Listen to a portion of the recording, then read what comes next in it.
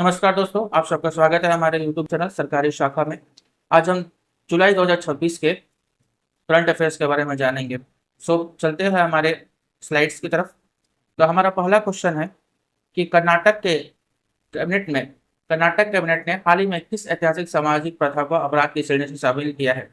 तो अभी कर्नाटक कैबिनेट ने provision of child marriage bill act 2025 को मंजूरी दी है। ये एक्ट बोलता है कि नाबालिग बच्चों और बच्चियों का सगाई भी, अब मैरिज तो है ही, सगाई भी करवाना अब एक क्राइम है। ठीक है, तो ये कर्नाटक के नाबालिगों का सगाई भी करवाना कर्नाटक के कैबिनेट ने ये मंजूरी दे दी है इस बिल को। ठीक है?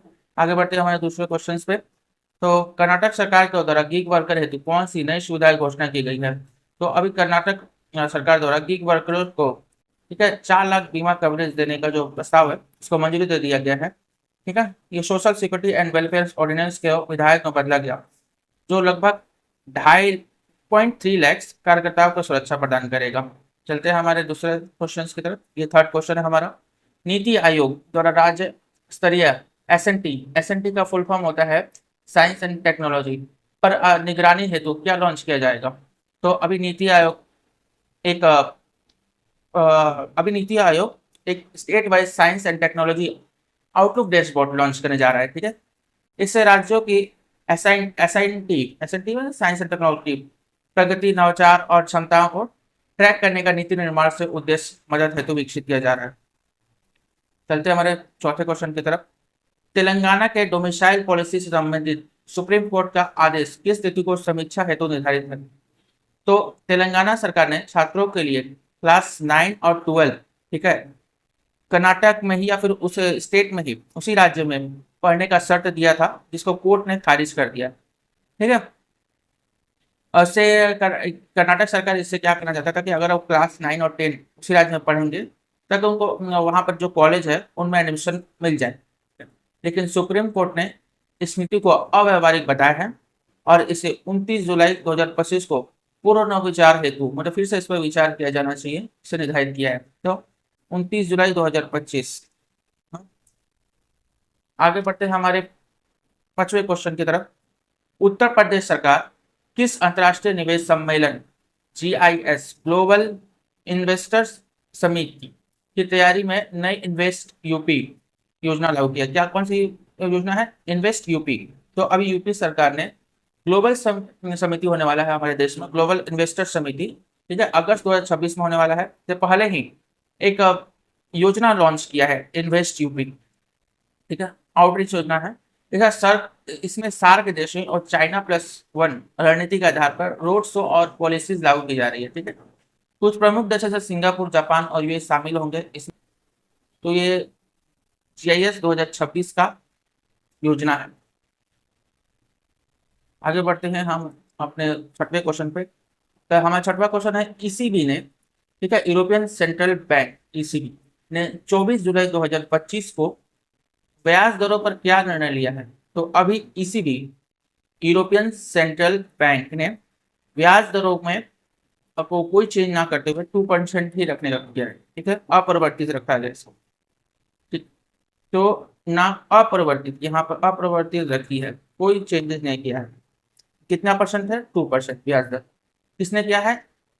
यूरोपियन सेंट्रल बैंक ने अपना निर्धारण लिया है 24 जुलाई 2025 को। आगे बढ़ते हैं हमारे 7वें क्वेश्चन पे। लंपी स्किन डिजीज, ठीक है, LSD इसको बोलते हैं, ज्यादातर किस जीव समूह में पाया जाता है। तो एक्चुअली ये लंपी बड़े बड़े जो फोड़े की तरह हो जाते हैं, ये इस तरह का स्किन डिजीज होता है जो कि मवेशियों में मिलता है। तो लंपी स्किन डिजीज एलर्जी ज्यादातर किस जीव समूह में मिलता है? मवेशियों में। ये हाल ही में मामलों में सामने आया है कि लंपी स्किन डिजीज मुख्यतः मवेशियों, कैटल जैसे गाय हुआ, बकरी हुआ, भेड़ हुआ, जो भी है उसमें मिलता है। तो और ये डेयरी उद्योग को भी प्रभावित करता है, गाय से मर भी सकती है कभी तो। ये जो है, ये विवरण किसने दिया है? तो ये जीके टुडे जैसे सामान्य ज्ञान संसाधनों द्वारा साझा किया गया था। पढ़ते हैं हमारा 8वां क्वेश्चन है, इसरो ने हाल ही में किस तकनीकी क्षेत्र में 30 मीटर तक सफल प्रदर्शन किया है। इसरो ने अभी क्वांटम संचार में 300 मीटर ये सफलतापूर्वक प्रदर्शन किया है सैटेलाइट बेस्ड क्वांटम कम्युनिकेशन पर। ठीक है, ये देश को साइबर सुरक्षा और डेटा इंटरप्रेशन में आत्मनिर्भर बनाएगा। ठीक है? तो आंसर है ए, क्वांटम संचार। हम अपने नवे क्वेश्चन की तरफ बढ़ते हैं। गगनयान, ये बहुत ही आजकल इंपॉर्टेंट हो रहा है। गगनयान मिशन के अनुसार भारत अपनी पहली मानव युक्त उड़ान कब तक करने की योजना बना रहा है?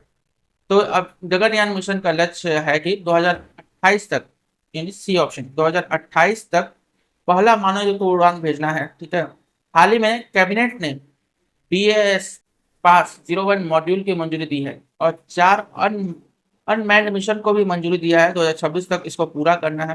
ठीक है, ये निर्देश मिला है। आगे बढ़ते हैं हम अपने 10वें क्वेश्चन पे। भारत में जनगणना 2027 किस विशेष विशेषता के साथ आयोजित किया गया? तो अभी भारत में 2027 में जनगणना होने वाला है। ठीक है, इसमें इस जनगणना में उन्होंने कास्ट बेस्ड जनगणना को भी शामिल किया है। देखिए यहाँ लिख, भारत की जनगणना 2027 को 2 चरणों में आयोजित करना किया जाएगा, जिसमें जाति जनगणना, कास्ट को भी शामिल किया जाएगा। इसे सूचना ब्यूरो PIB ने आधारित अधिकार रूप से जारी किया है, जो पिछले कई वर्षों की देरी के बाद हो रहा है। तो उत्तर है जनजाति आंकलन सहित। तो हमारा 2025 के 26 जुलाई 2025 का करंट अफेयर्स यही समाप्त होता है। हम अब आपको 27 जुलाई, हम आपको अब 27 जुलाई 2025 के करंट अफेयर्स के संग फिर से हाजिर होंगे।